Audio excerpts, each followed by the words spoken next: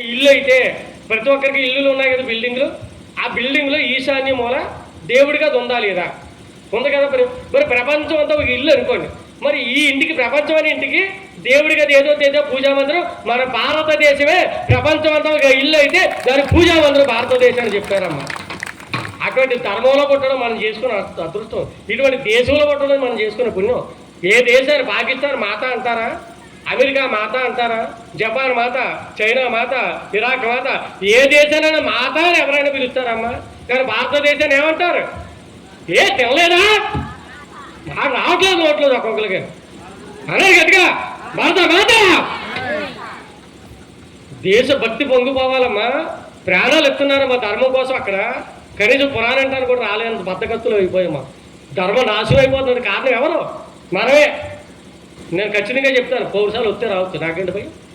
మనమే ఏం పాటించం, దండం పెట్టం, పిల్లలకి చెప్పం, నేర్పం, ఏది కూడా సత్సంగానికి పంపం, రారు ఎవరో.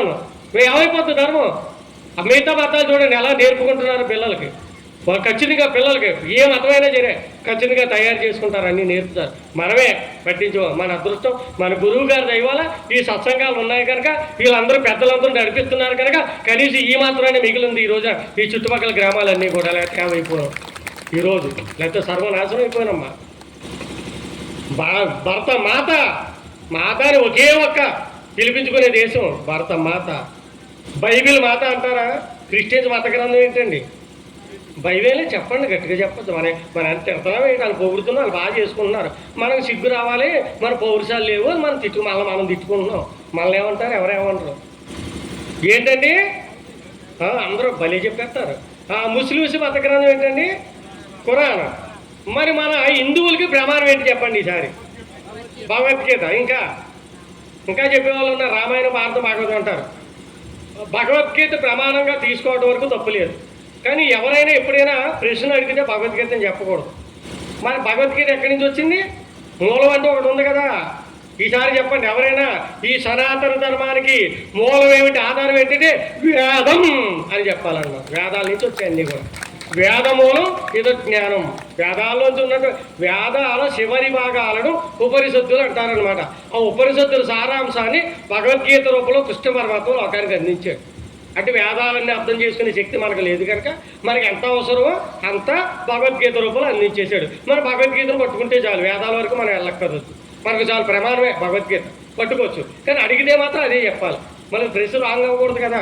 ఎందుకని చెప్తున్నాను? మరి మన ధర్మాన్ని కూడా మనం తెలుసుకోవాలి కదమ్మా. మనది మనకు తెలియకపోతే సిగ్గుచేటు కదా, అదే తెలుసుకోవాలన్నమాట.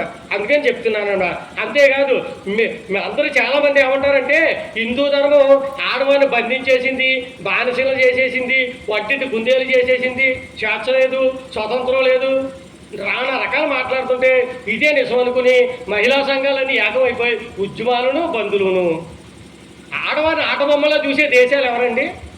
ఆడవాళ్ళని ఆటబొమ్మలో చూసే మతాలు ఎక్కడున్నాయో తెలుసమ్మా. ఎంత భయంకరంగా చూస్తారో తెలుసా ఆడవాళ్ళని.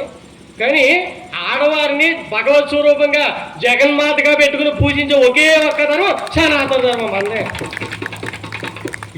మగవారిని పెట్టుకోలేమా? ఆడవాళ్ళని ఎందుకు పెట్టాం? బ్రహ్మ విష్ణు మహేశ్వరులు కూడా మూలం జగన్మాత చెప్తున్నారమ్మా. అటువంటి ధర్మంలో పుట్టి మిమ్మల్ని ఎక్కడ బంధించేశారమ్మా? ఈరోజు స్వేచ్ఛ దొరికింది కదా, స్వతంత్రం వచ్చింది కదా, ఏం చేస్తున్నారు ఆడవాళ్ళు చెప్పండి? బయట పబ్బుల్లోకి వెళ్ళి ఎగరదామా? క్లబ్బుల్లోనా, అర్ధనగ్రంగానా తాగి మందు ఎలా ఉంది తెలుసా? చూడండి సోషల్ మీడియాలో వస్తాయి. ఇదే స్వేచ్ఛ అంటే. స్వేచ్ఛ స్వతంత్రం అంటే మనం నచ్చినట్టు మంచి భావాలతో స్వతంత్రంగా బతకడం, అంతేగాని విచ్చలవిడతాలతో రెచ్చిపోమని కదా దాని అర్థం. అలా ఉంటుందనే ఇన్ని నియమాలు పెట్టారు. ఆ పరిస్థితి రాకూడదని చెప్పి ఈ ధర్మంలో ఇన్ని నియమాలు పెట్టారు. మిమ్మల్ని బాధ పెట్టాలని కాదమ్మా. హిందూ ధర్మంలో కొన్ని నియమాలు ఎందుకున్నాయంటే, అమ్మా మీరు జగన్మాత స్వరూపాలమ్మా, మీరు అమ్మలమ్మా, మీరు సౌందర్య రాశులమ్మా, మీరు కష్టపడలేరు, మీ శరీరాలు సుకుమారంగా ఉంటాయి, మేము ఎలాగ బండోలమే, బయటికి వెళ్తాం, మేము కష్టపడతాం, తెస్తామమ్మా, కంటికి రెప్పలా మిమ్మల్ని కాపాడుకుంటామమ్మా, మీరు ఇంట్లో ఉండండి అమ్మా, ఇల్లు చక్కబెట్టుకోండి అమ్మా, భర్తని, అత్తమామల్ని, పిల్లల్ని చక్కబెట్టుకుంటే ఒక మగవాడు పెద్ద పెద్ద యజ్ఞాలు చేస్తే వచ్చే పడుతూ మీకు ఇల్లు చక్కబెట్టుకు వచ్చేస్తుందమ్మా అని హాయిగా చూస్తా ఉంటాం. అబ్బే మేము యుద్ధాలు చేస్తాం, మేము విమానాలు నడుపుతాం అంటే పోటీలకు పంతాలకి. చెప్పండి ఎవరైనా అడిగితే ఈసారి పిల్లలకి అలాంటి ఆలోచనలు రానివ్వకండి. ఈ ధర్మం ఎక్కడ తక్కువ చేయలేదు. ఈ ధర్మం ఉన్నతమైన స్థితిలో కూర్చోబెట్టింది. స్త్రీని తల్లిలా చూస్తుంది. మాతృదేవోభవ, పితృదేవోభవ అని ఒకే ఒక్క ధర్మం సనాతన ధర్మం భారతదేశం అమ్మా. ఇటువంటి ధర్మంలో పుట్టి అమ్మను పూజించుకుంటూ మనం నిలబడే భూమిని ఏమని పిలుస్తామండి? చెప్పాలి గట్టిగా, చెప్పాలి అందరూ.